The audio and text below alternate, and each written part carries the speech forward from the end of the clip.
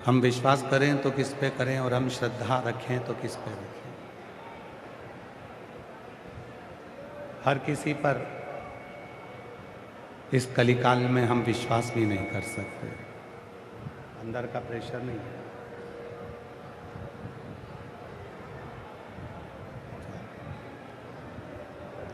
हर किसी पर हम विश्वास भी नहीं कर सकते। इसलिए शिव महापुराण की कथा कहती है कि विश्वास करना है तो केवल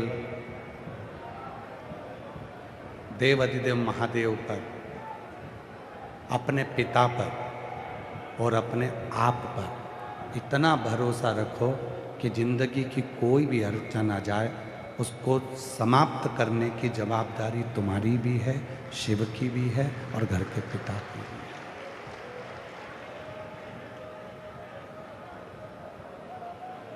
लोग कहते हैं कि गुरुजी धन संपदा पैसा आज के जमाने में हर आदमी को बिगाड़ देता है, पर सही मायने में कहें पैसा आदमी को नहीं बिगाड़ता, आदमी पैसे को बिगाड़ देता है।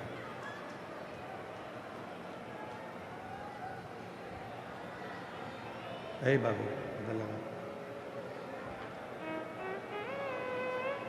लोग कहते हैं कि धन आया, संपदा आई, पैसा आया तो इस पैसे ने आदमी को बिगाड़ दिया, पैसे ने आदमी को बिगाड़ दिया। पर शिव महापुराण की कथा कहती है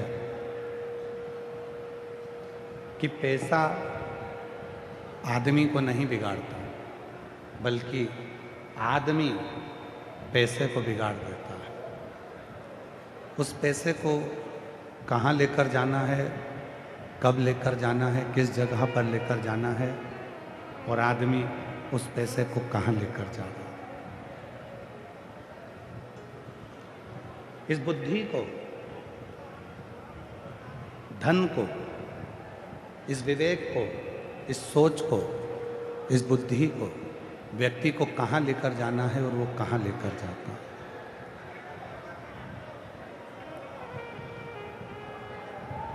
हम आपसे एक प्रश्न करें, आप सब भोजन करने बैठते हो, रोज भोजन करते हो, स्पीकरों की आवाज़ नहीं आ रही, चोंगों की आवाज़ आ रही, इसलिए लोगों को थोड़ा आवाज़ नहीं पहुंच रही।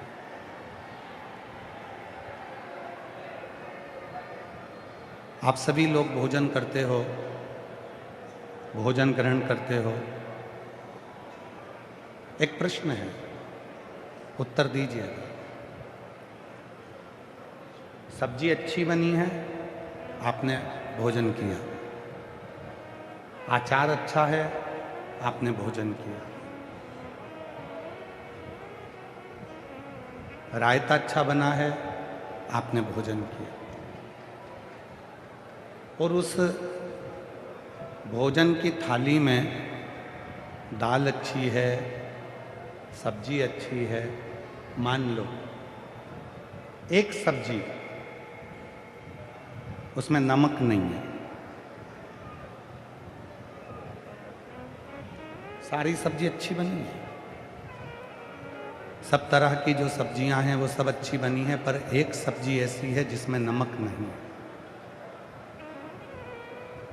और जिस सब्जी में नमक नहीं है, पूरी थाली के भोजन में आपका ध्यान उसी सब्जी पर बार बार जाएगा। इसमें नमक नहीं है, इसमें नमक नहीं है, इसमें नमक नहीं।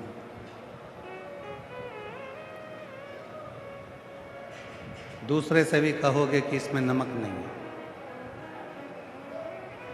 एक बार नहीं 4 बार कहोगे, भोजन कर कर नमक डाल के सब्जी खा भी लोगे तो भी खड़े होकर कहोगे कि माता जी इसमें नमक नहीं, इसमें नमक नहीं।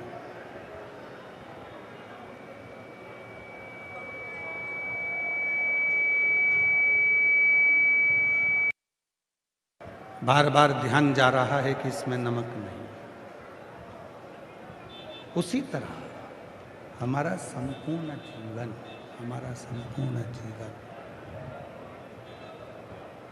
हम प्रयास करते हैं, आवाज़ नहीं आ रही अंदर,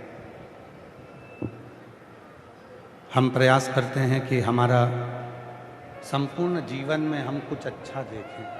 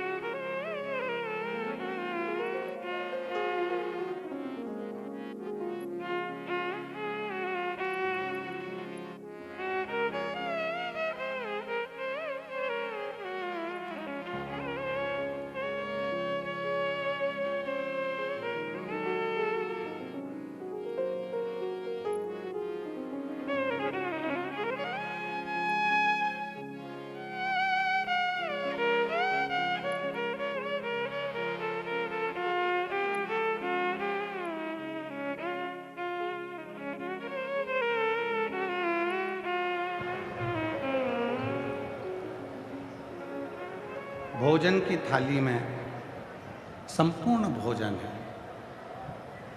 संपूर्ण भोजन, पर उस भोजन की थाली में एक सब्जी है और उस सब्जी में नमक नहीं है। जिसमें नमक नहीं है वो सब्जी हमारे स्मरण में बार बार आती है, बार बार। वो सब्जी हमारे ख्याल में बार बार आ रही है कि इसमें नमक नहीं है, इसमें नमक नहीं, इसमें नमक नहीं। उसी तरह शिव पुराण कहती है मानव का जीवन भी ऐसा ही है। किसी को भी देखता है तो उसकी अच्छाई ग्रहण नहीं कर पाता, उसमें से बुराई ढूंढने का प्रयास करता है कि इसने गलती क्या करी है, इसने बुरा क्या करा, क्या गलत कर दिया, क्या बुरा किया, वो ढूंढने का प्रयास करता है। पर शिव तत्व कहता है मेरे भोले बाबा, मेरे शंकर भगवान, मेरे ओघड़दानी, मेरे त्रिकालदर्शी, मेरे कैलाशी अविनाशी शिव सभी जीव में समता का भाव रखते हैं। कोई बड़ा नहीं, कोई छोटा नहीं।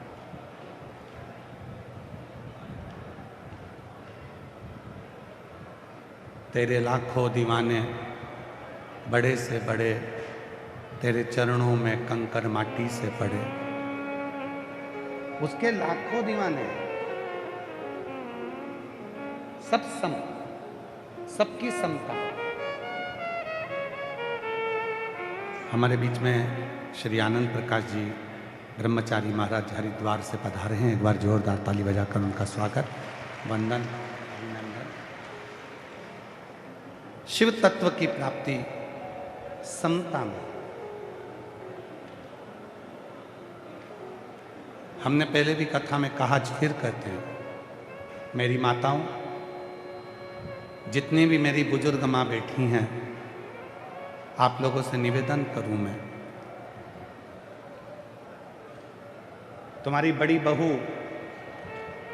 कितनी भी अच्छी हो, फिर भी छोटी बहू की बुराई मत करना, और तुम्हारी छोटी बहू कितनी भी अच्छी हो तो भी बड़ी बहू की बुराई मत करना, कभी मत करो। क्या कारण है? उसका एक कारण है, बुढ़ापा आते आते हो सकता है कि गेंद किसी के भी पाले में चली जाए और किसी से भी पाला पड़ जाए। इसलिए अपनी बुद्धि में यह बात बिठा कर रखो अपने विवेक में ये बात बिठा कर रखो कि हमें किसी की निंदा नहीं करनी, हमें निंदा से परे।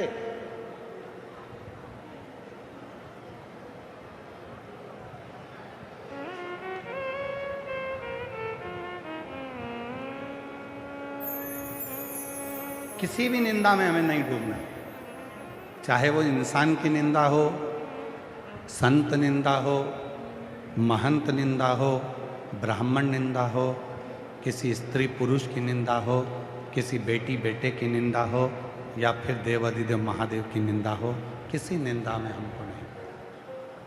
एक कथा आती है चंचुला देवी की।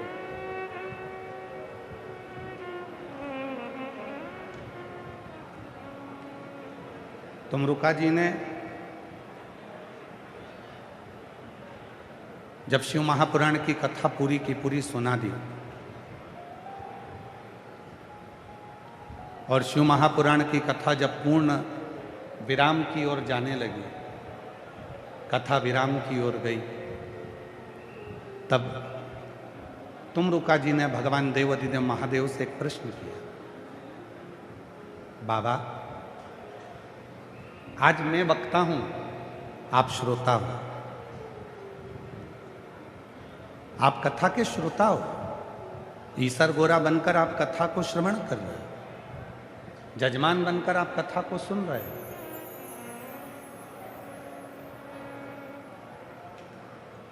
और जजमान जो कथा का यजमान बनता है वो कोई साधारण नहीं होता। कोई पिछले जन्म के अच्छे कर्म मुझे बाबा तेरा साथ मिला, कोई पिछले जन्म के अच्छे कर्म मुझे बाबा तेरा साथ मिला। जहाँ सारी दुनिया झुकती है, जहाँ सारी दुनिया झुकती है, मुझे वो वाली दरबार मिला, दरबार मिला। कोई पिछले जन्म के अच्छे कर्म मुझे बाबा तेरा साथ मिला, कोई पिछले जन्म के अच्छे कर्म मुझे बाबा तेरा साथ मिला। तुमरुका जी भगवान शिव जी से कहते हैं कि प्रभु आज मैं वक्ता बना हूं, आप श्रोता हो, सुनने बैठे हो। भोलेनाथ आप यजमान बनकर बैठे हो, आप कोई साधारण नहीं, स्वयं शिव यजमान बनकर बैठे।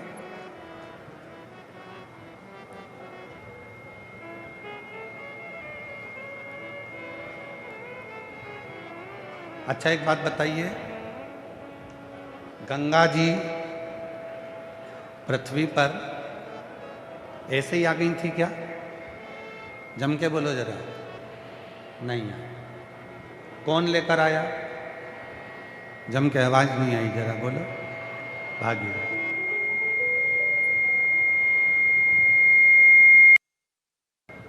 गंगा जी पृथ्वी पर ऐसे ही नहीं आई हैं, उनको लेकर कौन आया?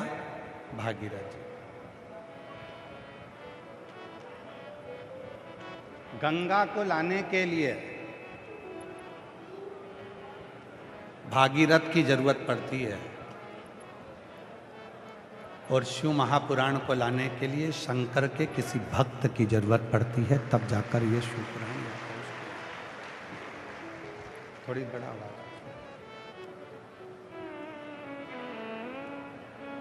भागीरथ गंगा को लेकर आए, तब जाकर गंगा पृथ्वी पर आई,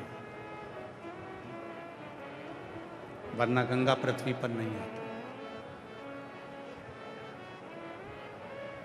महामंडलेश्वर बाबूगिरी जी महाराज जैसे कोई भागीरथ हैं जो शिव महापुराण को भीलवाड़ा जैसी नगरी में लेकर आ गए। इस शिव महापुराण को भीलवाड़ा की नगरी में लेकर आए। कोई है, कोई पूर्व जन्म का कोई अच्छा कर्म हमारे जीवन में होता है, तब जाकर कोई अच्छे कर्म के कारण हम अच्छी जगह पर पहुंचते हैं।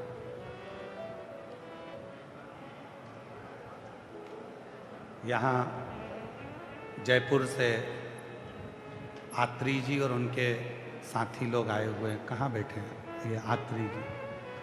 और अभी इन्होंने जयपुर मानसरोवर में सुंदर शिव महापुराण की दिव्य कथा का आयोजन कराया। शिव पुराण की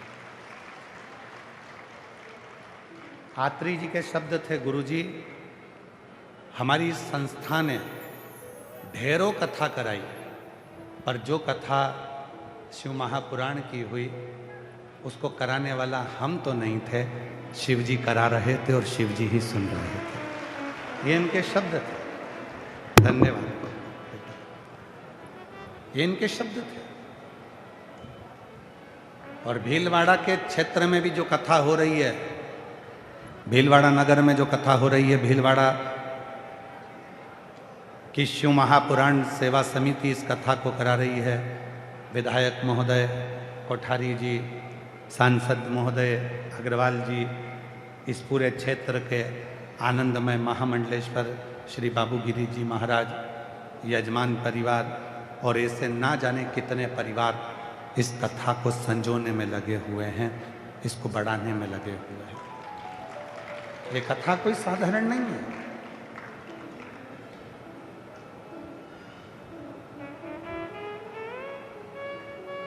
42 डिग्री टेम्परेचर से ऊपर टेम्परेचर है आज, और भक्तों का सैलाब ऐसा है कि छाता लगा लगा कर, अपनी साड़ी का पल्लू कर कर कर, अपने बच्चों को साथ में रहकर, दरी लगाकर, चादर लगाकर, पन्नी लगा लगा कर लोग कथा का तत्व ग्रहण कर रहे हैं।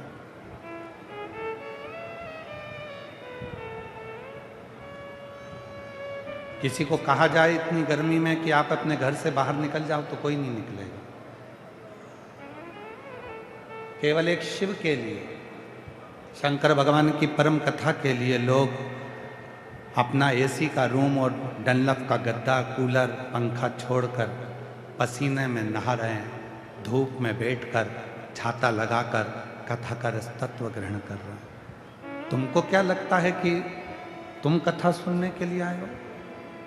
तुमको लगता है कि छाता लगाकर तुम कथा सुन रहे हो?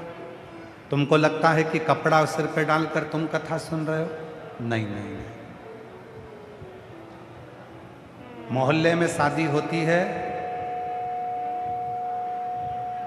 कई बार पत्रिका सगे भाई को नहीं दी जाती है, और पूरे मोहल्ले में जिससे अच्छी पहचान होती है शादी की पत्रिका उसी को दी जाती है। कई लोग ऐसे हैं जो अपने भाई के घर की शादी में नहीं जाते, और मोहल्ले में किसी से इतना प्रेम हो जाता है, रिश्ता हो जाता है कि उसकी शादी में जाना जरूर पड़ता है। उसी तरह यदि आप सिर पर कपड़ा डालकर, छाता लगाकर, धूप में बैठकर, गर्मी में भी शिव पुराण की कथा सुन रहे हो तो समझ लेना कि आपका शंकर जी का कोई पुराना रिश्ता बड़ा प्रबल रहा होगा जो आप यहाँ पहुँचे। और वो रिश्ता साधारण नहीं है। क्या देकर भेजेगा मेरा बाबा? आज कथा का छठा दिवस है, 2 बजे से 5 बजे तक कथा हो जाएगी। कल कथा का 7वां दिवस हो जाएगा, सुबह 8 बजे से 11 बजे तक कथा हो जाएगी। टीवी पर वही 2 बजे से 5 बजे तक आ जाएगी। पंडाल में आज शिवरात्रि है कथा की, रात भर शिव भक्त खूब भजन करते हैं, नाचते हैं, गाते हैं, स्मरण करते हैं। सुबह 8 बजे कथा सुनते हैं, 11 बजे रज को नमन कर कर, प्रणाम कर कर अपने अपने गंतव्य की ओर चले जाते हैं। क्या देगा वो, कैसे देगा वो, कब देगा वो उसके ऊपर निर्भर करता है। वो उसके ऊपर निर्भर करता है, किसी दूसरे की सामर्थ्यता नहीं है। एक लड़का बैठा है जिसकी नेत्र की ज्योति नहीं। महाराज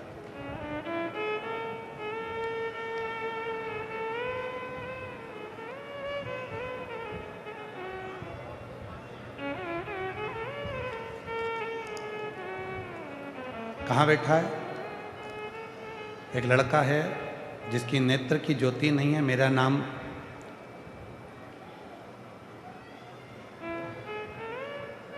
शिवजी शर्मा, गांव भगोरिया, तहसील सांगानेर, जिला जयपुर से आया हूँ। कहीं बैठे हों तो हाथ हिलाएंगे। 10 साल की उम्र में मेरी आंखों की रोशनी चली गई। कहीं बैठे हों बेटा तो हाथ हिला सकते हैं। मेरा नाम शिवजी शर्मा, गांव भगोरिया, तहसील सांगानेर, जिला जयपुर से आया हूँ। मेरा मोबाइल नंबर ये है। एक लोटे जल का मैं क्या वर्णन करूं गुरुदेव। 10 साल की उम्र में मेरी आंख की रोशनी चली गई। जब से रोशनी गई तब से मैं शिव जी को ही बस मानता हूँ, बाकी के कहीं मेरा ध्यान नहीं जाता। अगर कहीं बैठे हों तो आ सकते हैं। गुरुदेव, 10 साल की उम्र में मेरी आंख चली गई। अंदर से बड़ा टूट चुका था, कोई काम नहीं, पड़ा रहता, क्या करूं। तब नेत्र विहीन होकर भी अध्ययन किया। किसी ने कहा कि वो सियोर वाला बाबा कथा कहता है, अगर पंडाल में बैठकर कथा को सुना जाए, जो मांगो वो मिल जाता है। उसने अपनी भाभी से कहा, भाभी क्या मैं पंडाल में बैठकर कुछ मांगूंगा तो क्या मुझे मिल जाएगा? भाभी कहने लगी, भैया ऐसा सुना है कि वो सियोर वाला बाबा कथा कहता है और पंडाल में बैठ के जो मांगो वो मिल जाएगा। भाभी, मुझे सरकारी नौकरी करना है, मेरी आंख नहीं है, नेत्र नहीं, क्या कर सकता हूं? क्यों नहीं, चल मानसरोवर के बीटी रोड जयपुर में 20 मार्च से 26 मार्च तक कथा चल रही है, चल अपन दोनों बैठ के कथा सुनेंगे। भाभी मुझको कथा में ले गई, पंडाल में बैठ गया, कथा सुनी और बाबा से केवल प्रार्थना करी, बाबा ऐसी कृपा कर कि मेरी सरकारी नौकरी लगे। एक एग्ज़ाम मैंने पहले दिया था रेलवे का, बाबा की ऐसी कृपा हुई गुरुदेव कि बाबा ने मेरी रेलवे में नौकरी लगा दी। मैं बाबा को यहाँ धन्यवाद देने के लिए, गुरुदेव भोले बाबा को मैं यहाँ प्रणाम करने के लिए आया हूँ। भीलवाड़ा की भूमि को कथा सुनने के लिए आया हूँ। मेरी भाभी के साथ 3 बार सीहोर भी आया, कंकर शंकर की पूजा भी कर कर गया और उसी कंकर शंकर और रुद्राक्ष ने आज मुझे अपनी मंजिल तक पहुँचा दिया। कहीं बैठे हों तो आ सकते बैठे, आ गए, दिख गए हैं क्या? ठीक है। शिव तत्व किसको कहते हैं? एक विश्वास किसको कहते हैं? आप किस पर भरोसा कर रहे हो? आप किस पर विश्वास कर रहे हो? बहुत दूर दूर से आई हो मेरी जीजियों, मेरे जीजाओं, मेरी बेटियों, बेटाओं, मेरे बुजुर्ग माता पिता, आप बहुत दूर दूर से आए हो। हम जानते हैं कि एक विश्वास लेकर आप शिव महापुराण की कथा में पहुँचे हो और इतना विश्वास अपने अंदर रखना कि मेरा भोले बाबा तुमको खाली नहीं भेजेगा, जो मांगा है उसको देगा जरूर, ये निश्चय। जो जैसी भावना वो वैसा ही फल पाया, नहीं खाली उसे लौटाया, वो मन ही मन हर्षाया, और कर दिया माला माल काशी वाले ने लुटा दिया भंडार, काशी वाले ने लुटा दिया भंडार, काशी वाले ने कर दिया माला माल काशी वाले ने। आप किस भावना से आए? इसके नेत्र नहीं है। 10 वर्ष की आयु में नेत्र चले गए, पर हिम्मत नहीं हारी। शिव पर भरोसा कर। चल, मैं तुझको लेकर चलती हूँ। भाभी बोली कि मैं तुझे कथा के पंडाल में बिठाकर कथा सुनाती। क्या नहीं देता वो, क्या नहीं प्रदान करता। महाराज शिव जी की कथा कर रहे हैं, भगवान ओघड़दानी की कथा कर रहे हैं।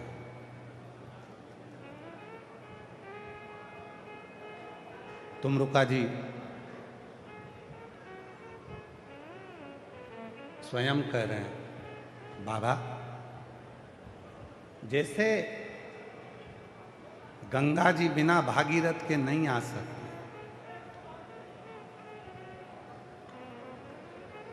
जैसे गंगा जी बिना भागीरथ के नहीं आ सकती,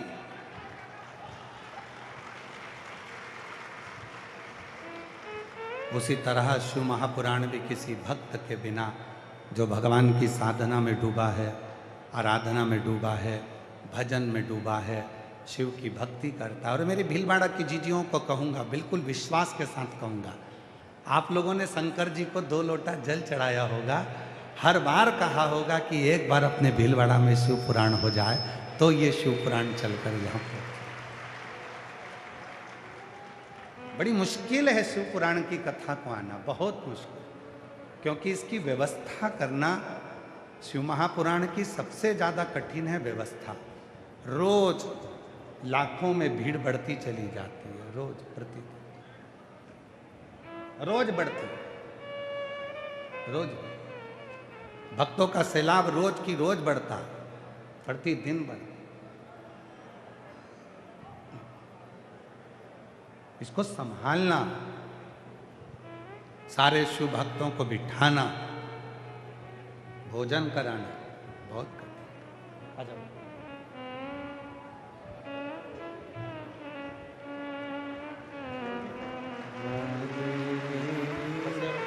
कर दिया माला माला काशी वाले ने।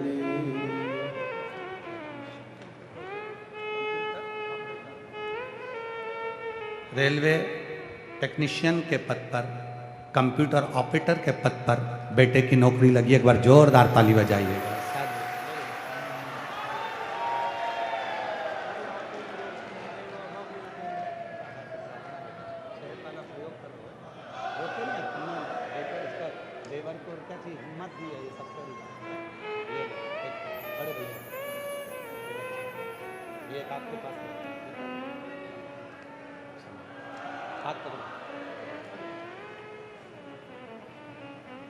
जो जैसी भावना लाया वो वैसा ही फल पाया। नहीं खाली उसे लौटाया वो मन ही मन हर्षाया। और कर दिया माला माल काशी लुटा दिया भंडार काशी वाले ने। बेटे के लिए एक बार जोरदार ताली बजाओ, और उसकी भाभी माँ के लिए भी ताली बजाओ, जिसने कथा के पंडाल में ले जाकर कथा श्रवण करवाई। 3 बार कुबरेश्वर धाम सीहोर ले गई, कंकर शंकर की पूजन करा दी, रुद्राक्ष लिया, बाबा से प्रार्थना करी। और आज उस बच्चे के नेत्र ना होने के बाद भी रेलवे में नौकरी लगी। एक बार जोरदार ताली बजाकर साथ में।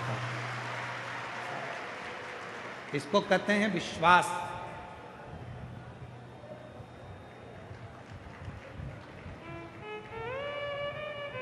इसको कहते हैं भरोसा। इसको कहते हैं दृढ़ता। पूरी दुनिया भले आप लोगों के ऊपर हंसती हो, कहती हो कि कहाँ किस बाबा के चक्कर में पागल हो रहे हो, कहाँ कथा में जाकर बैठ रहे हो, इतनी धूप में क्यों कथा में जा रहे हो। लोग तुम पर भले हंसें, पर शिव पुराण कहती है जिस पर दुनिया हंसी है उसी ने इतिहास रची है। उसी ने इतिहास। हंसेंगे लोग तुम पर, ताना देंगे लोग तुम पर, कहाँ वो सियोर वाले के चक्कर में पड़े हो, कहाँ वो सियोर वाले की शिव पुराण के चक्कर में पड़े हो। घर में रहो, क्यों जाते हो, धूप हो रही है, गर्मी पड़ रही है, क्यों धक्के खा रहे हो, अंदर जाने की परमिशन नहीं मिलती, ये हो गया वो हो गया। लोग बहुत बहुत बोलेंगे, पर जिस पे दुनिया हंसी है उसी ने इतिहास रची है महाराज, उसी ने इतिहास रचा, कोई दूसरे ने रचा। शिव कथा करे, भगवान शंकर का चरित्र कराए, शिव महापुराण की कथा करी है। भगवान शंकर का चरित्र कहता है तुमरुका जी ने चंचुला देवी को देखा, बिंदुक को देखा, जो बिंदुक प्रेत योनि में है। और तुमरुका जी भगवान देव अधिदेव महादेव से कहते हैं बाबा मैंने सुना है गंगा जी को भागीरथ लेकर आए थे। ये शिव पुराण की कथा जो तुमरुका जी कह रहे हैं कि मैं बाँच रहा हूँ, और मेरे महादेव आप जजमान बनकर इस कथा को श्रवण कर रहे हो। ईसर गोरा बनकर, गणागोर बनकर, गणगोर बनकर आप इस कथा को श्रवण कर रहे हो। बाबा मुझे समझ नहीं आ रहा कि इस चंचुला देवी ने, इस बिंदुक ने पूर्व में कौन सा पुण्य करा था जो ये शिव पुराण की कथा के यजमान आप बनकर बैठ गए। कौन सा पुण्य करा, वो पुण्य कौन सा है। आज तक व्यासपीठ पर यह कथा कभी नहीं है, पर आज भीलवाड़ा की नगरी में यह कथा ध्यान में आई है तो इसको श्रवण कर। चंचुला देवी ने कौन सा पुण्य पूर्व में कर दिया था, चंचुला देवी ने कौन सा पुण्य पूर्व में कर दिया था, चंचुला देवी ने कौन से पिछले जन्म का कोई पुण्य कर दिया था जिसके कारण बस चंचुला देवी शिव महापुराण की कथा करवाती है और भगवान शंकर और पार्वती उसके यजमान बनकर बैठते हैं। कौन सा पुण्य। भगवान भोलेनाथ मुस्कुराए और भगवान शिव हंसकर कहे तुमरुका जी चंचुला देवी का यह कोई आज का पुण्य नहीं है।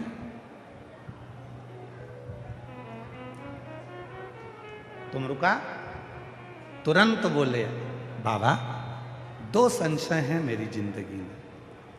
मैंने शिव महापुराण की कथा बाची, चंचुला देवी ने श्रवण करी, बिंदु प्रेत योनि से मुक्त हुआ, आप जजमान बनकर बैठे। मेरे दो संशय। एक संशय तो यह है कि चंचुला देवी के इससे कौन सा पुण्य था जो चंचुला देवी ने शिव महापुराण की कथा करवाई और अपने पति को प्रेत योनि से मुक्त करा। और दूसरा प्रश्न ये है कि बिंदुक ने ऐसा कौन सा पाप कर दिया था जो बिंदुक मरने के बाद प्रेत योनि में पड़ गया। पत्नी पुण्य कर रही है और पति प्रेत योनि में है, ये समझ में नहीं आया, ये कुछ समझ में नहीं आया। आखिर ऐसा कौन सा पुण्य चंचुला के जीवन में था जो चंचुला शिव महापुराण की कथा करवाती है और शंकर पार्वती यजमान बनकर बैठते।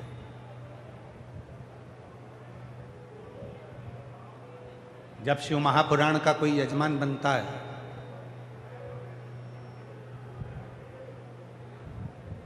जैसे यहां पर भी यजमान बनाकर बिठाए गए हैं परिवार को, बहेड़िया परिवार जो बैठा है यजमान बनकर, राम प्रकाश मणि जी। शिव महापुराण में जो यजमान बनकर बैठता है उसको भी विचार करना चाहिए, अपनी बुद्धि में एक बात लेकर आना चाहिए कि हमने कौन सा पुण्य करा होगा अपनी जिंदगी में, कौन सा अच्छा काम करा होगा। 71 पीढ़ी में ना जाने कौन सा पुण्य ऐसा हो गया होगा जो भोलेनाथ ने हमको यजमान बनाकर बिठा दिया। कौन सा पुण्य। जब सीहोर कुबरेश्वर धाम पर गुरु पूर्णिमा की कथा होती है, दो कथा होती है सीहोर कुबरेश्वर धाम पर। एक होती है गुरु पूर्णिमा महोत्सव, उसमें भी शिव पुराण की कथा होती है, और एक होती है रुद्राक्ष महोत्सव, उसमें भी शिव पुराण की कथा होती है। जब बहुत दूर दूर के पूरे भारत की भूमि के, देश के, विदेश के भक्त कुबरेश्वर धाम पर जब यजमान बनते हैं तो हम उनसे मिलते हैं, तब हम उनसे एक ही बात करते हैं कि तुम्हारे 71 पीढ़ी का कोई पुण्य तुम्हारे दादा परदादा और तुम्हारा रहा होगा, जो बाबा ने तुमको कुबरेश्वर धाम में यजमान पद ग्रहण करवा दिया। कोई पुण्य तुम्हारा पूर्व का रहा होगा, ना जाने कितना कितना तुम्हारा शिव से संबंध रहा होगा, जो ये पुण्य तुम्हारे सम्मुख में, ये पुण्य तुम्हारे सम्मुख। आज वही तो तुम रुका जी भी कर रहे हैं, तुम रुका जी भी तो भगवान शिव जी से कर रहे हैं कि मेरा संशय मिटा दो। कथा तो मैंने सुना दी, कथा सुन भी ली, चंचुला देवी ने श्रवण भी कर ली, बिंदुक प्रेत योनि से भी मुक्त हो गया, सब कुछ हो गया, कथा विराम भी होने वाली है, पर मेरा संशय मिटा दो कि चंचुला देवी का कौन सा पुण्य था और बिंदुक का कौन सा पाप था, वो मुझे श्रवण करना है। देव अधिदेव महादेव ने मुस्कुराकर उत्तर दिया। शिव महापुराण की कथा कहती है, जब भी जिंदगी में अगर कोई प्रश्न तुम्हारे सामने आए और उसका उत्तर जब भी दो तो मुस्कुरा कर दो, जिससे आपकी जिंदगी में कभी भी कोई चिंता व्यापे ना। दुनिया के लोगों की इतनी विचित्र आदत हो गई है, पत्नी प्रश्न करती है और पति चिड़चिड़ कर कर उत्तर देता है। पत्नी ने प्रश्न करा और पति ने चिढ़कर उत्तर दिया। पत्नी ने केवल इतना पूछा, क्यों तुम तो रोज 7 बजे आ जाते, आज तो 9 बजे आ रहे, तो इतने में पति चिढ़कर उत्तर देता है, तो मैं क्या कहीं चले गया था? फालतू की बात मत करा कर मेरे से, रोटी ला जा। चिढ़कर क्यों उत्तर देना? शिव महापुराण की कथा कहती है, पति अगर प्रश्न करे तो पत्नी को मुस्कुराकर उत्तर देना चाहिए, पत्नी प्रश्न करे तो पति को मुस्कुराकर उत्तर देना चाहिए, और घर के बच्चे प्रश्न करें तो माँ बाप को मुस्कुराकर उत्तर देना चाहिए, और माँ बाप अगर प्रश्न करें तो नवयुवक बेटों से निवेदन है और नवयुवक बेटियों से निवेदन है, जब घर के माता पिता प्रश्न करें तो मेरे नवयुवक बेटा बेटियों मुस्कुराकर उत्तर दिया करो तुम्हारे अपने पापा मम्मी से, मुस्कुराकर उत्तर दो। आपके चेहरे पर प्रसन्नता होना चाहिए उत्तर देते समय।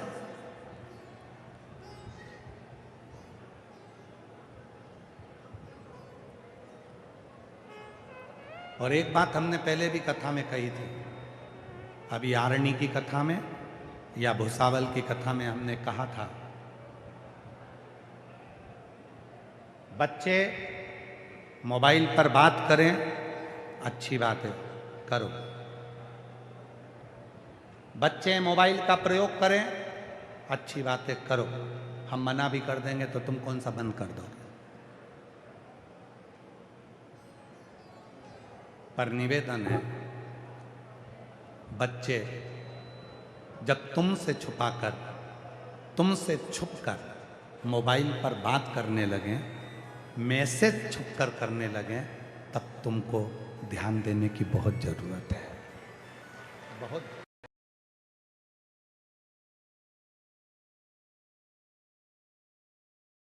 आज सबसे ज़्यादा जवाबदारी बढ़ गई है,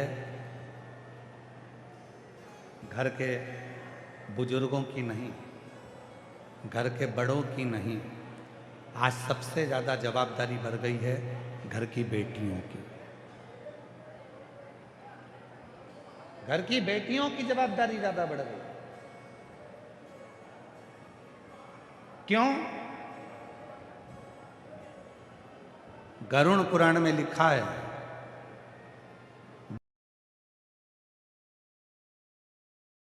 पिंड देता है माँ बाप का, तब माँ बाप स्वर्ग जाते हैं। बेटा तर्पण करता है माँ बाप का, तब माँ बाप स्वर्ग जाते हैं। बेटा तिलांजलि करता है माँ बाप का, तब माँ बाप स्वर्ग जाते हैं। बेटा तर्पण करता है माँ बाप का, तब माँ बाप स्वर्ग जाते हैं। बेटा जब श्राद्ध करता है तब माँ बाप स्वर्ग जाते हैं। बेटा जब पिंड देता है तब माँ बाप स्वर्ग जाते हैं। पर माँ बाप मरेंगे तब बेटा पिंड करेगा, माँ बाप मरेंगे तब बेटा तिलांजलि देगा, माँ बाप मरेंगे तब बेटा श्राद्ध करेगा। पर उससे बड़ी जवाबदारी होती है घर की बेटी की, क्योंकि बेटी माँ बाप को मरने के बाद नहीं तारती। जब बेटी का कन्यादान माँ बाप करते हैं, उसी दिन माँ बाप स्वर्ग के रास्ते पर चले जाते हैं। सबसे बड़ी जवाबदारी है बेटी की। एक बेटी जिसको माँ अपनी कोख में रखती है, 9 महीना दुख झेलती है, तकलीफ झेलती है, उसको पाल पोस कर बड़ा करती है, और बड़ा करने के बाद अगर वो बेटी अपने माँ बाप को कन्यादान का मौका नहीं देती, तो वो माँ बाप जिंदगी भर जगह जगह प्रेत की योनि में भटकते रहते हैं और उनकी मुक्ति नहीं होती। मुक्ति नहीं, उनका मोक्ष नहीं है। कितनी बेटियां बैठी हैं यहां? खड़ी हो जाओ सब। जितनी बेटी बैठी हैं सब खड़ी हो जाओ, दमदारी से खड़ी हो। तुम मेवाड़ की बेटियां हो। जिस समय पर भारत में सेना की कमी होती है, तब मेवाड़ की बेटियां तलवार लेकर कूद पड़ती हैं। तुम वो बेटियां हो। सारे पंडाल की, पीछे के पंडाल, आसपास के पंडाल की जितनी बेटियां, सब खड़ी हो जाओ। बेटियां बेटियां जिनकी शादी नहीं हुई है, जिनकी शादी नहीं हुई, वो बेटियां खड़ी हो। और आज संकल्प करो। हम शिव पुराण की कथा में ये संकल्प लेते हैं कि हम अपने माँ बाप को कन्यादान का मौका जरूर देंगे, चाहे कुछ भी हो। ये जरा सी बॉडी शॉडी के चक्कर में और 10 रुपए के डीजल पेट्रोल के चक्कर में, या चाउमीन के चक्कर में, सुंदर सुंदर काया के चक्कर में पढ़कर, लव जिहाद के चक्कर में पढ़कर अपनी जिंदगी बर्बाद मत कर लेना बेटियां। सावधानी। बैठिए, प्रणाम आपके चरणों में, बैठ जाओ, प्रणाम। एक संकल्प अपनी जिंदगी में होना चाहिए कि मैं अपने माता पिता को कन्यादान का मौका दूंगी, मैं अपने माता पिता के कहने पर विवाह करूंगी, मैं अपने माता पिता के अनुकूल विवाह करूंगी, उनको कन्यादान का मौका दूंगी। बेटा माता पिता के मरने के बाद पिंड करता है, बेटा माता पिता के मरने के बाद तिलांजलि करता है, तब माँ बाप स्वर्ग जाते हैं। पर बेटी अपने माँ बाप को जीते जी केवल कन्यादान कराकर स्वर्ग भेज देती है, केवल कन्या। ये सीहोर वाला महाराज नहीं कह रहा है।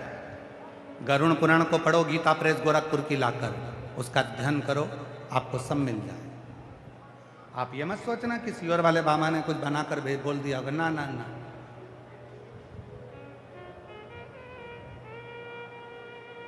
आप अध्ययन करिए, गीता प्रेस गोरखपुर की गरुड़ पुराण लाइए, पढ़ो, अध्ययन करो और फिर स्मरण कर कर। तुम रुका जी कर चंचुला का पूर्व, चंचुला देवी ने पूर्व में कौन सा पुण्य कर दिया था?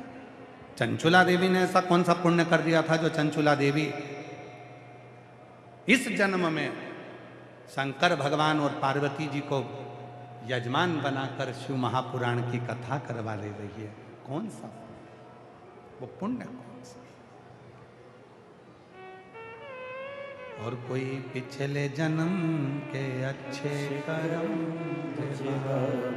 तेरा साथ मिला, कोई पिछले जन्म के अच्छे कर्म, मुझे बाबा तेरा साथ मिला। जहाँ सारी दुनिया झुकती है, जहाँ सारी दुनिया झुकती है, मुझे वो आली दरबार मिला, दरबार मिला। कोई पिछले जन्म के अच्छे अच्छे कर्म मुझे बाबा तेरा साथ कोई पूर्व मिला। का। तब भगवान शिव जी ने कहा, सुनो तुम रुका जी, मैं चंचुला के 9 जन्म पहले की कथा कहता हूं। 9 जन्म पहले चंचुला एक भिलनी थी, भील की पत्नी थी, भिलनी थी।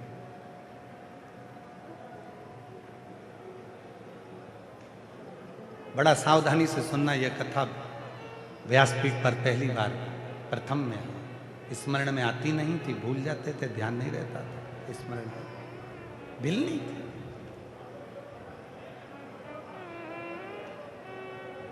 चंचुला का पति भील, ये भिलनी वन में निवास करते थे, छोटा सा झोपड़ा बनाकर रहते थे।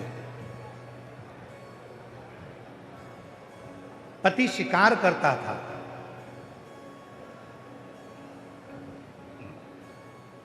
और पत्नी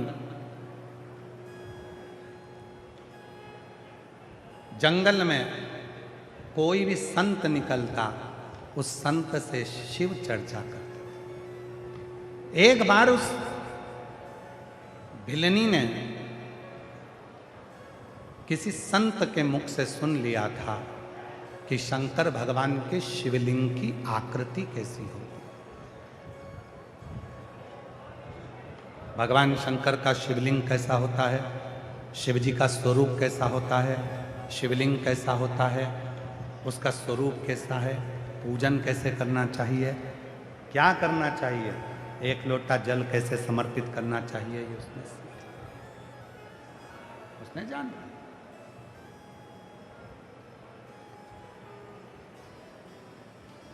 भिलनी के चित्त वृत्ति में बैठ गई है, और भिलनी के मन में यह बात आ गई। भिलनी को लगने लगा कि ऐसा मेरे को पाषाण तो कहीं नहीं मिलता, पर भिलनी की चित्त में आई। और आज जो उसने सुना, घर पर आई, घर पर आकर देखा तो एक पति ने एक लकड़ी का खूंटा आंगन में गाड़ रखा था। लकड़ी का खूंटा जिसपे वो शिकार करने जाता था, और कोई जीवित अगर कोई पशु मिल जाता था तो उसको लाकर बांध देता और दूसरे दिन उसको मार डालता।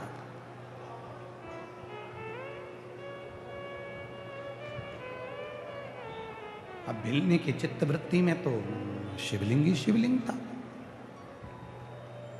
भिलनी की चित्तवृत्ति में तो शंकर का शिवलिंग ही शिवलिंग ध्यान में आ रहा था। आप में से कई माताएं ऐसी बैठी हैं, कई जीजा ऐसे बैठे हैं, कई जीजियां ऐसी बैठी हैं, कई बेटियां ऐसी बैठी हैं, कई बेटा ऐसे बैठे हैं, कई बुजुर्ग माँ बाप ऐसे बैठे हैं जिनको अगर एक दिन भी कथा नहीं सुनती टीवी पर या मोबाइल पर तो बेचैनी होने लगती है। आज कथा नहीं सुन पाई, आज कथा में ऐसा लग रहा है खाली खाली खाली खाली, मन नहीं लग रहा, चित्त नहीं लग रहा। कई बार कई मेरी जीजियां बैठी हैं जिनका मन ही नहीं लगता अगर कथा नहीं सुने तो। जब तक वो शिव पुराण की कथा थोड़ी देर के नहीं सुन लेती मोबाइल पर, फोन पर या टीवी पर, कहीं पर भी किसी भी रूप में, तब तक उसका मन नहीं लगता। भले एक रील देख लूं पर शिव पुराण की एक छोटी सी रील देखूं पर देख लूं, उसका चित्त लग जाता, मन लग जाता, उसका हृदय लग जाता, मन लगता। अब भिलनी के ध्यान में शिव जी कह रहे हैं, तुम रुका जी, उस भिलनी के ध्यान में वो शिवलिंग की आकृति उसकी चित्त में, उसकी मन में आ गई। भिलनी के मन,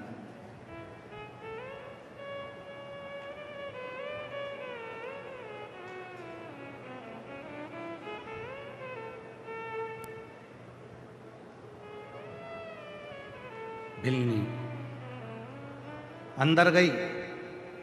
जो उसने खूंटे को देखा जिस पे पति शिकार करने जाता था और कोई पशु जीवित मिल जाता था तो उसको लाकर बांध देता था और दूसरे दिन उसको मार डालता था, उस खूंटे को भिलनी ने देखा। जैसे ही आई और उस खूंटे में उसने देखा कि कितना सुंदर शिवलिंग है। अब उसको खूंटे में भी शंकर का शिवलिंग नजर आ रहा। अंदर गई, लोटा भर के जल लाई, खूंटे पे चढ़ा दिया। रोज एक नियम उसका चालू हो गया। जो खूंटा जमीन में गड़ा था, लकड़ी का था, उसी पर लाती और जल चढ़ा देते उसी पर।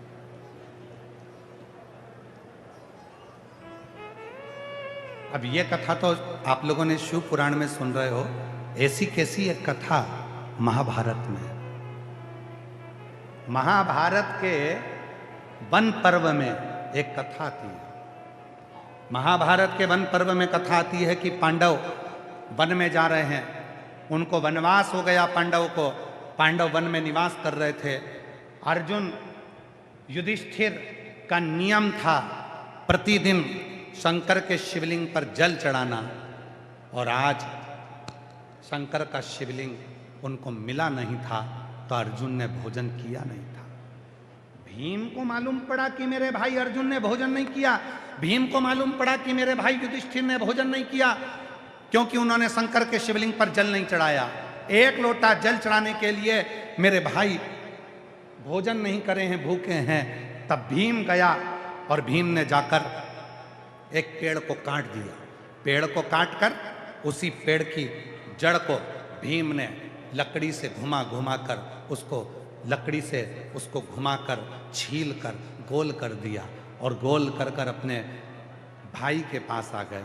भीम पत्तों को उसके ऊपर चढ़ाकर, उस पत्तों को उसके ऊपर रखकर और अपने भाई अर्जुन के पास, युधिष्ठिर के पास आए। महाभारत का वन पर्व कहता है, जैसे ही भीम आए और भीम ने आकर कहा अर्जुन से, चलो चलो चलो, मुझे जंगल में शंकर का शिवलिंग मिल गया, तुम्हें जल चढ़ाना है, जल्दी चलो, जल भरो, जल्दी चलो। भीम के कहने पर अर्जुन ने, युधिष्ठिर ने लोटा भरकर जल लिया। जल लेकर जंगल में शंकर जी को चढ़ाने के लिए गए। जो भीम ने शंकर का स्वरूप बताया था, उसी स्वरूप पर अर्जुन ने और युधिष्ठिर ने जल चढ़ा दिया। जैसे ही जल चढ़ाया, अर्जुन युधिष्ठिर आए और उन्होंने भोजन कर लिया। जैसे ही भोजन करा, भीम तो खूब तेज हंसा। जब आप लोग शिव महापुराण के पंडाल की मिट्टी को अपने सिर से लगाती हो, सीहोर कुबरेश्वर धाम जाकर वहां के कंकर की पूजन करती हो, कंकर लाती हो, कंकर बीनती हो, रुद्राक्ष लाती हो, लोग तुमको देखकर हंसते हैं, ताना कसते हैं, हंसते हैं।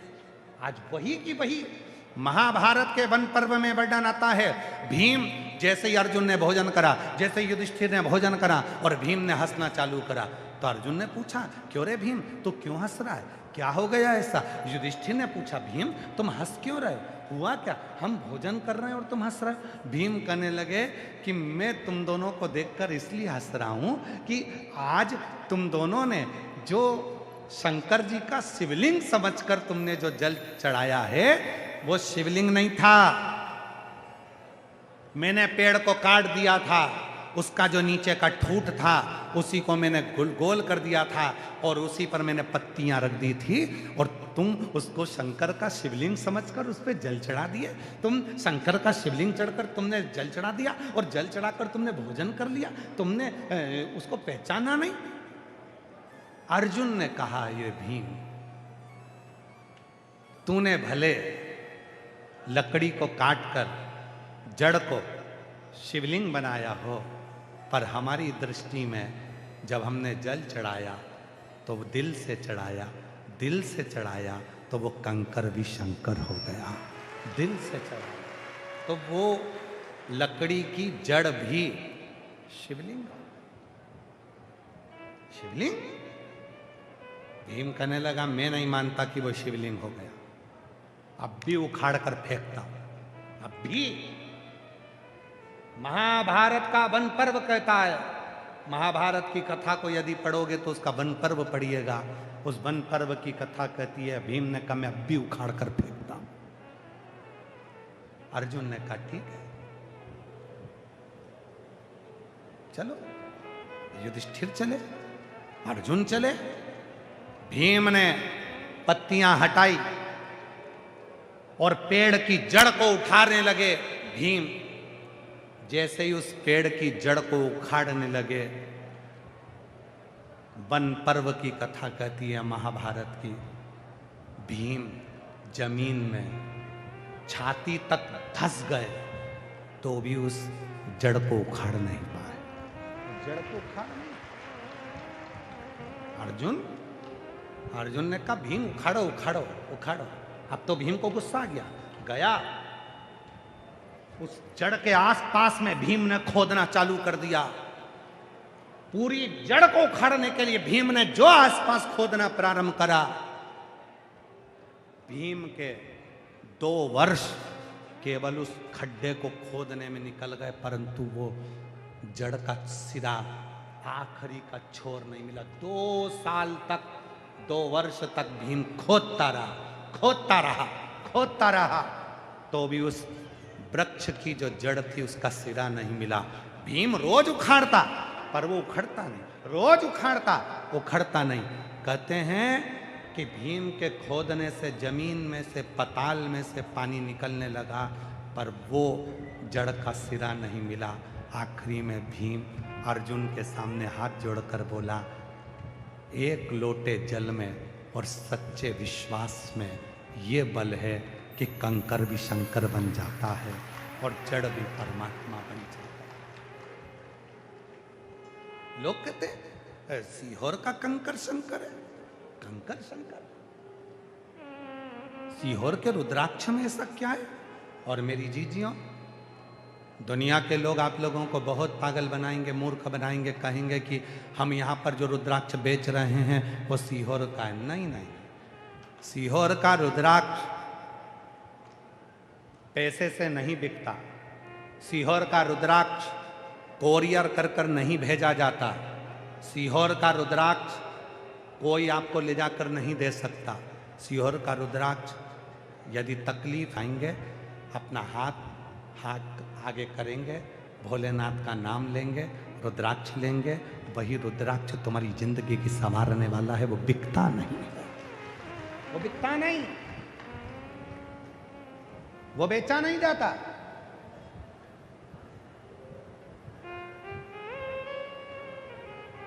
किसी अंदाजे में मत रहना कि आप लोग सोचो कि ये यहाँ पर जो कथा के बाहर इतनी सारी दुकान लगती है तो हो सकता है सीहोर वाले बाबा की लगती है। सीहोर वाला बाबा अकेला आता है और ये कुबेरेश्वर धाम आता है। ये कुबेरेश्वर बाबा की पोथी और बाबा, उसको ना तुम्हारी इन दुकानों से मतलब है ना व्यापारों से मतलब।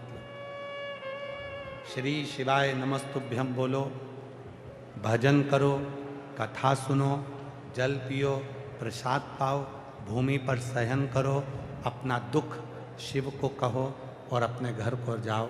यही बस शिव पुराण का एक नियम है। क्या देगा वो जान। सीहोर वाला बाबा ना तो कभी भभूति देता है, ना बेल देता है, ना तुमसे मिलता है। सीहोर वाला बाबा ना कभी तुम्हारे हाथ में कोई चीज देता है, ना कोई उपाय। सीहोर वाला बाबा इस व्यासपीठ से उतरने के बाद कभी कोई उपाय भी 50 बार पूछोगे तो भी नहीं बताएगा कि बाबा ऐसा दुख है क्या करें। नहीं, कुछ है ही नहीं हमारे पास। शिव भजो, 1 लोटा जल चढ़ाओ, शंकर का भजन करो। जो देगा मेरा कुबेरेश्वर बाबा देगा। आप आस लेकर आए हो, बैठे हो। एक पत्र है, एक पत्र में एक भाई ने लिखा, कितना सुंदर किया।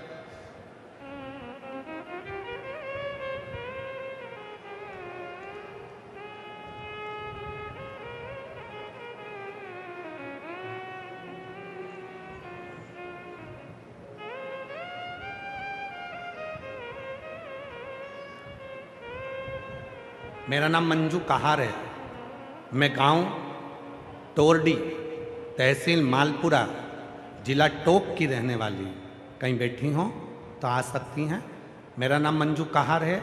मैं गांव टोरडी, तहसील मालपुरा, जिला टोक की रहने वाली हूँ। मेरा मोबाइल नंबर यह है। 1 लोटे जल का मैं क्या वर्णन करूँ गुरुदेव। मैं कंपटीशन एग्ज़ाम की तैयारी करती हूँ। सन 2021 से मैं टीचर का एग्ज़ाम दे रही हूँ, पर 1-2 नंबर से दे जाती हूँ, होता नहीं। गुरुदेव, कई सालों से मेरा सिलेक्शन नहीं हुआ। अंत में मैंने हिम्मत हार दी। तब किसी ने कहा पशुपति नाथ का व्रत कर। मैंने पशुपति नाथ का व्रत करना प्रारंभ किया, शिवलिंग पर जल चढ़ाना प्रारंभ करा। तब घर के पास वाले मंदिर में ही रोज जल चढ़ाने लगी। मई 2025 में विद्याधर नगर जयपुर में कथा हुई और सुना था कथा के पंडाल में बैठकर जो मांगा जाता है वो मिलता जरूर है। मैं भी उस पंडाल में पहुंच गई। 2025 में विद्याधर नगर के जयपुर वाली कथा में अपनी दीदी के साथ पहली बार पंडाल में पहुंची और 2 दिन की कथा सुनी। मैंने बाबा से प्रार्थना की कि बाबा 7-8 साल हो गए पढ़ते पढ़ते सबसे निराश होकर यहाँ आई हूँ, आप मुझे हारने मत देना बाबा। बाबा इसी साल सन 2025 में ही मुझे सरकारी नौकरी चाहिए बाबा, कुछ भी करो पर मेरी नौकरी लगा दो बाबा। मैं तेरे भरोसे आई हूँ। पंडाल में बैठकर बाबा की मिट्टी को अपने सिर से लगाकर प्रार्थना करी। गुरुदेव बस बाबा की ऐसी कृपा हुई। 1 मई 2025 को मैंने कथा सुनी विद्याधर नगर जयपुर स्टेडियम में और बाबा की कृपा से 31 दिसंबर 2025 को मैं पटवारी बन गई। बाबा की कृपा से बाबा ने मुझे सरकारी नौकरी दी, मैं पटवारी बन गई। शिव की कृपा से मुझे सरकारी नौकरी मिल गई, मैं पटवारी के पद पर सिलेक्ट हो गई। आज मेरे बाबा को मैं धन्यवाद देने के लिए आई हूँ। गुरुदेव मेरे बाबा ने मेरी लाज रख ली और शिव ने मेरे ऊपर कृपा कर दी। हमारे बीच में परम पूज्य संत शिरोमणि उज्जैन के 4 धाम मंदिर से महाराज श्री 1008 श्री शांति स्वरूपानंद जी महाराज जी पधारे। एक बार जोरदार ताली बजाकर उनका स्वागत वंदन अभिनंदन। बड़े रसिक संत, वाणी में जिनके सदा सरस्वती माँ विराजमान है, ऐसे परम रसिक 4 धाम मंदिर उज्जैन से स्वामी जी पधारे। एक बार जोरदार ताली बजाकर उनका साथ।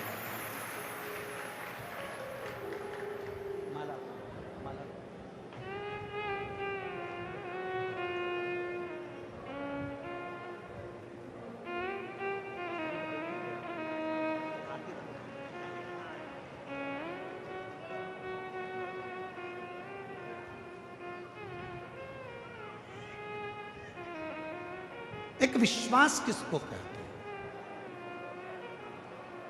एक भरोसा किसको कहते हैं, एक दृढ़ता किसको कहते हैं, वो शिव, वो शंकर की कथा।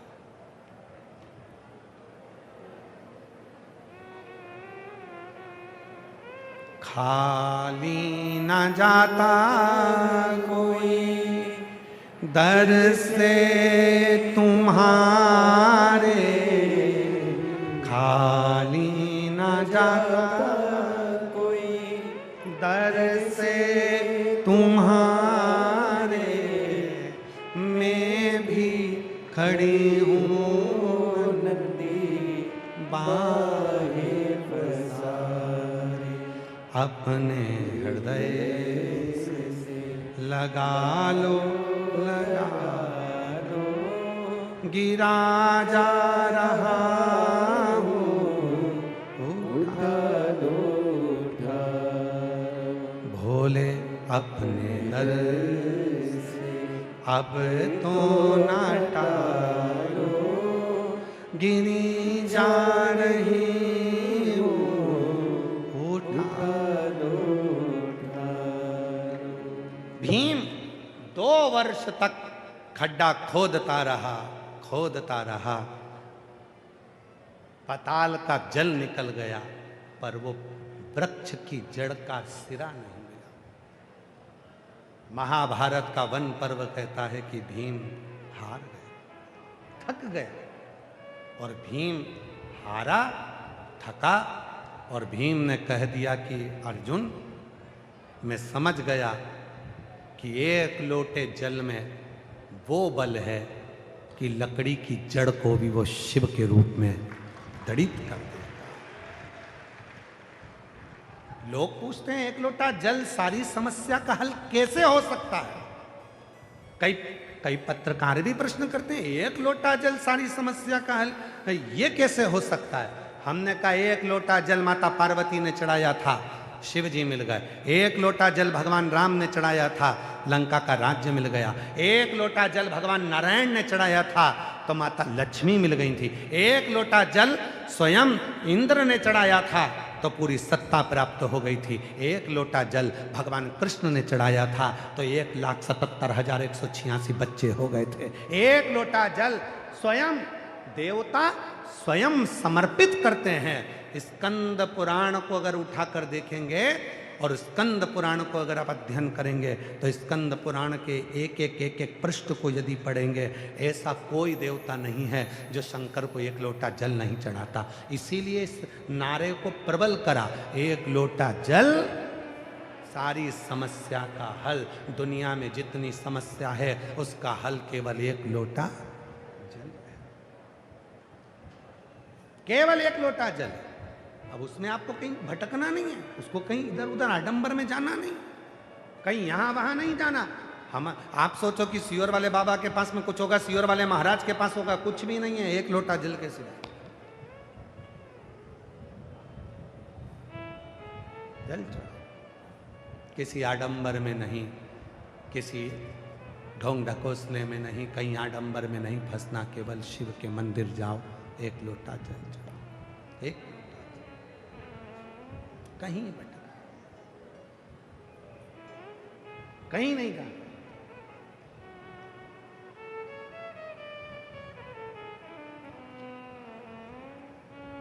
हमारे उज्जैन में स्वामी जी महाराज श्री शांति स्वरूपानंद जी महाराज जी विराजमान हैं। सालों पहले, कई वर्ष बीत गए महाराज जी, आपकी विचार, आपकी सोच को मैं नमन करता हूं स्वामी जी को, कि आपने उस समय पर, कई साल निकल गए, बरसों, उस समय पर विचार कर लिया था कि कई साधारण से गरीब लोग होंगे जो ना द्वारका जा पाएंगे, ना जगन्नाथ जा पाएंगे, ना रामेश्वर जा पाएंगे, ना बद्रीनाथ जा पाएंगे। तो स्वामी जी ने उज्जैन में ही चारों धाम बसा दिए और हर व्यक्ति उसका दर्शन कर लिया।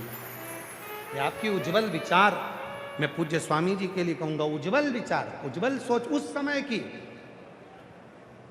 उस समय की सोच को लेकर के आने वाली पीढ़ियां कहां सत्तुर भटकेगी।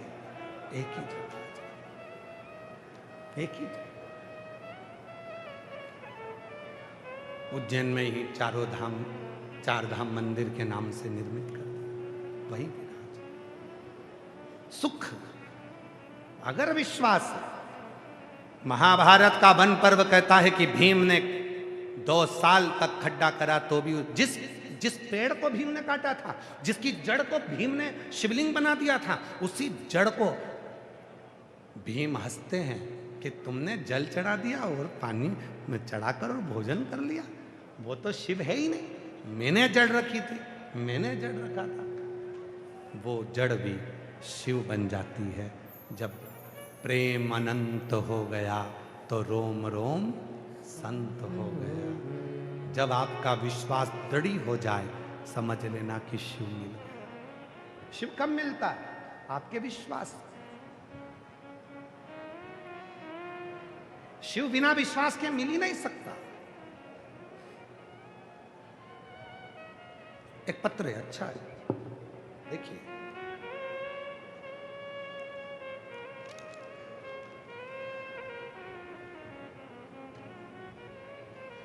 मेरा नाम संतोष सेन, पत्नी का नाम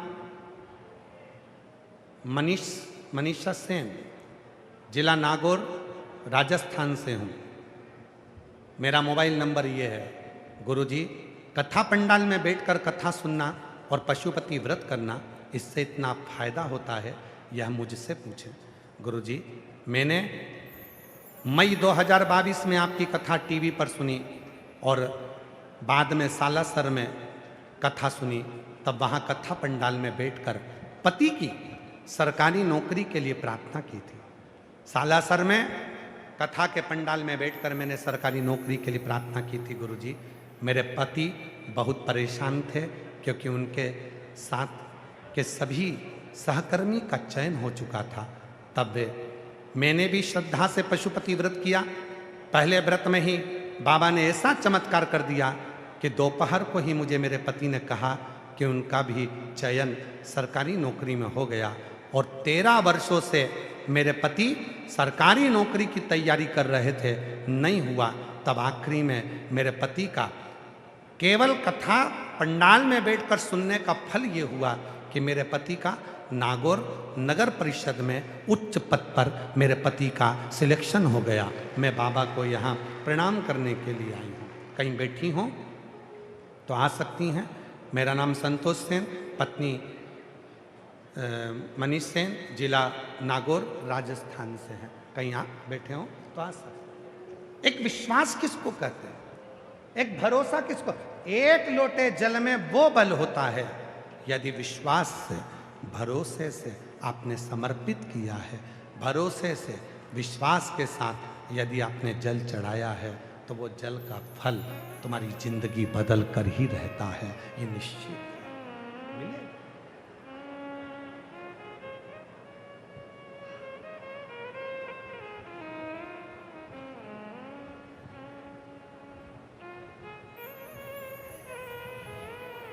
आप शिव को स्वयं भगवान देवादिदेव महादेव कर रहे हैं तुमरुका जी से, ऐ तुमरुका, चंचुला के 9 जन्म पहले की कथा कहता हूं। भिलनी थी, खूंटा लगा था घर के आंगन में, जिस पर पति शिकार करने जाता था, जो पशु जीवित रहता था तो उसको लाकर बांध देता था, उसको लाकर बांध जीवित। और चंचुला ने करा क्या था? 9 जन्म पहले चंचुला ने 1 लोटा जल उस खूंटे पर लाकर डालना चालू करा। एक दिन पति ने वही रात्रि के समय पर जीवित कोई पशु को लाकर उस खूंटे से बांध दिया। पत्नी ने मना किया, पति माना नहीं, आखिरी में उसको जीव को ले जाकर उसने वध कर दिया। पत्नी मना करती, पति नहीं मानता, वो भील अपना कर्म करता। पत्नी ने मना किया, नहीं माना, फिर किया, नहीं माना। समय आया, एक बार पति शिकार करने के लिए गया था और पत्नी उसको ढूंढने के लिए गई थी। दोनों को सिंह ने खा लिया, प्राण छूट गए। कई जन्म निकलते निकलते अगला जन्म जो आया वो उस जन्म में एक ब्राह्मण के घर में जन्म ले लिया। ये चंचुला भी ब्राह्मण के घर में जन्मी और बिंदुक भी ब्राह्मण के घर में जन्म लिया। दोनों का विवाह हो गया, पर पूर्व के कर्म के अनुसार ये भील ब्राह्मण होकर भी सत्कर्म नहीं कर पाया, क्योंकि पशु मारता था। ब्राह्मण के घर में जन्म लिया, छूटे पानी में डूब गया, बिंदुक प्रेत योनि में पड़ गया। पर चंचुला का पूर्व का पुण्य इतना प्रबल था। और फिर निवेदन करूं मेरी जीजियों, आज का नहीं, पूर्व का पुण्य तुम्हारा प्रबल है। इसलिए मेरे भोले बाबा ने तुमको लाखों की संख्या में यहां लाकर बिठा दिया। ये तुम्हारे पूर्व का पुण्य, ये आज का नहीं है, तुम्हारा पूर्व का। और जो जैसी वो वैसा ही फल पाया, नहीं खाली उसे लौटाया, वो मन ही मन दर्शाया। पति की नौकरी नगर परिषद में लगी। एक बार जोरदार ताली बजाकर साथ ही बात समझो।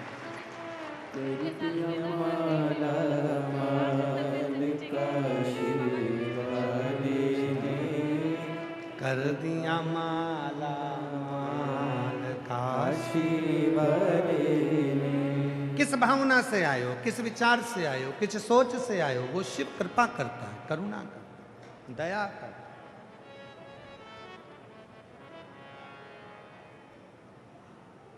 वो करुणा करता है, उसकी करुणा के बिना कुछ नहीं हो सकता। इसलिए महाराज, धीमा बजाओ भोलानाथ डमरू, धीमा बजाओ, धीमा धीमा बजाओ भोलानाथ डमरू धीमा बजाओ, धीमा बजाओ भोलानाथ डमरू धीमा बजाओ, धीमा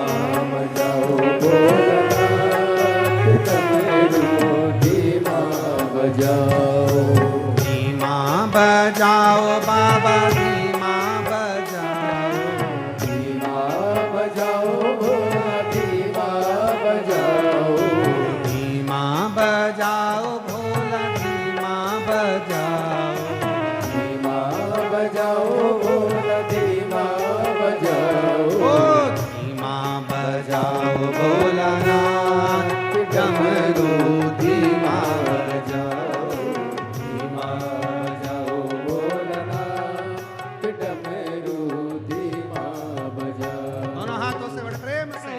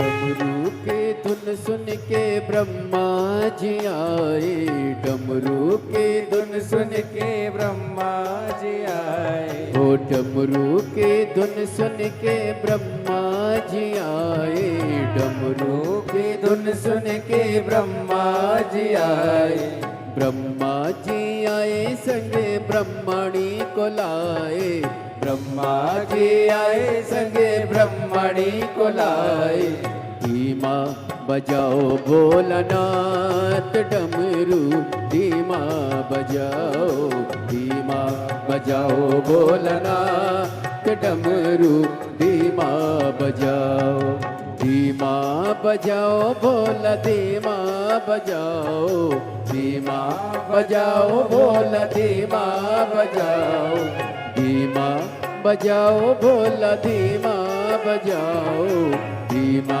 बजाओ भोला धीमा बजाओ, धीमा बजाओ भोलानाथ डमरू धीमा बजाओ, धीमा बजाओ भोलानाथ डमरू धीमा बजाओ।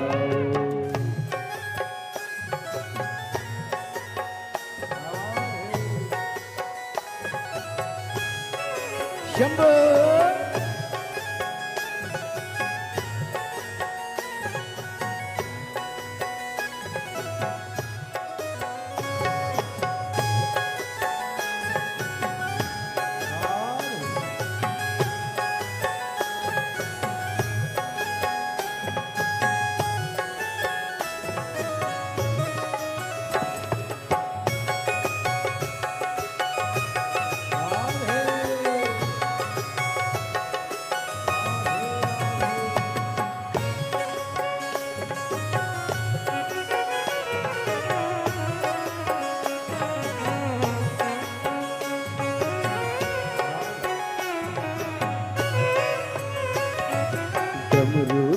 धुन सुन के विष्णु जी आए, डमरू की धुन सुन के विष्णु जी आए। ओ डमरू की धुन सुन के विष्णु जी आए।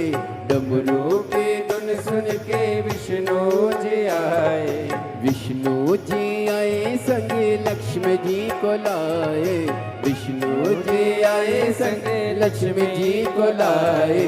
धीमा बजाओ भोलानाथ डमरू धीमा बजाओ।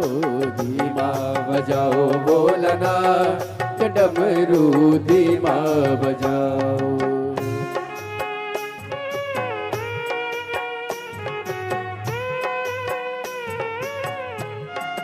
हरि बोल।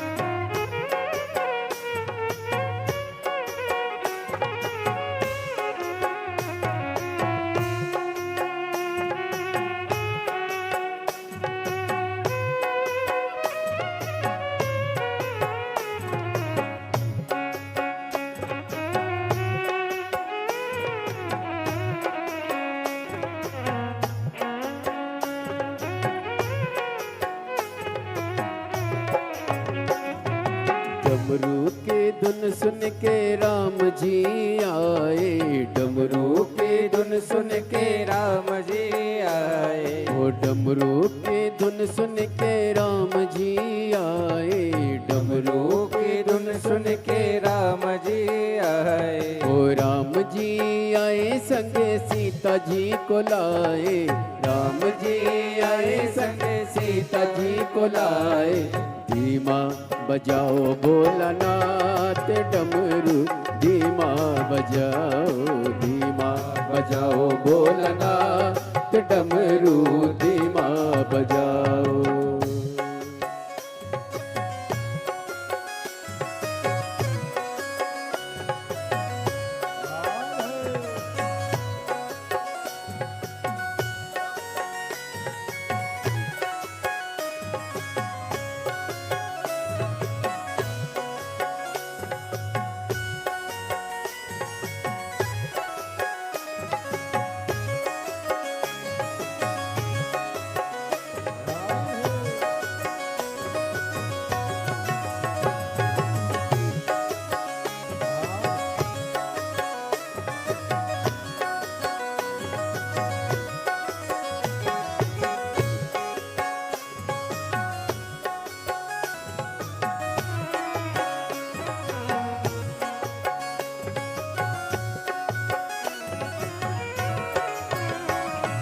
डमरू के धुन सुन के कान्हा जी आए। डमरू की धुन सुन के कान्हा जी आए। ओ डमरू के धुन सुन के कान्हा जी आए। डमरू की धुन सुन के कान्हा जी आए। कान्हा जी आए संगे राधा जी को लाए। कान्हा जी आए संग राधा जी को लाए। धीमा बजाओ भोलानाथ डमरू धीमा बजाओ। धीमा बजाओ भोलानाथ डमरू धीमा बजाओ। धीमा बजाओ भोला धीमा बजाओ। धीमा बजाओ भोला धीमा बजाओ। धीमा बजाओ भोला धीमा बजाओ। धीमा बजाओ भोला धीमा बजाओ। धीमा बजाओ भोलानाथ डमरू धीमा बजाओ। धीमा बजाओ भोलानाथ डमरू धीमा बजाओ। अरे धीमा बजाओ भोलानाथ डमरू धीमा बजाओ। धीमा बजाओ भोलानाथ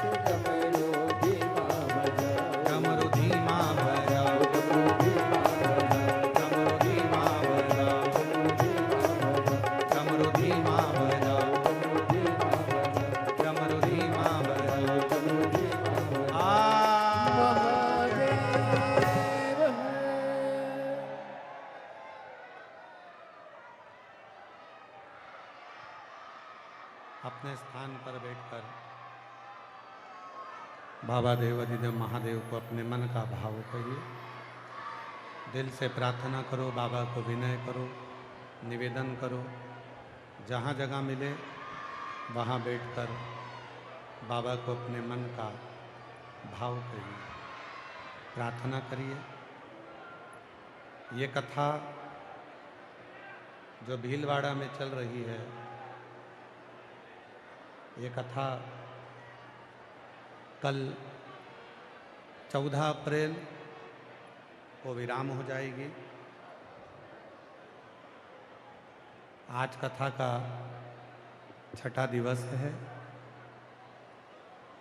कल कथा का 7वां दिवस सुबह 8 बजे से 11 बजे तक कथा हो जाएगी और टीवी पर कथा वही 2 बजे से 5 बजे तक है।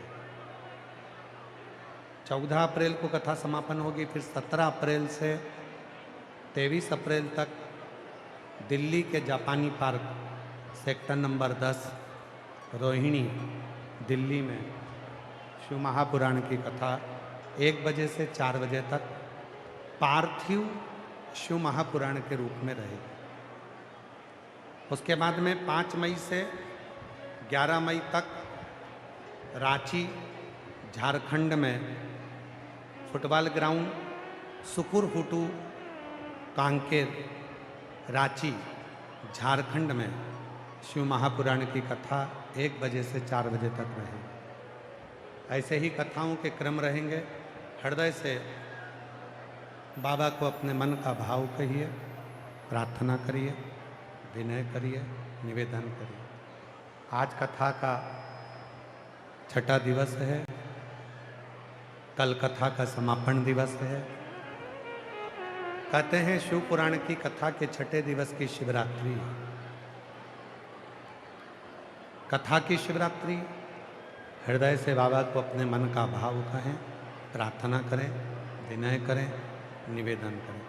जहाँ जगह मिले वहाँ बैठ जाएं और बाबा को अपने मन का भाव व्यक्त करें। साथ में बोलिएगा, प्रार्थना करिए, विनय करिए, निवेदन करिए।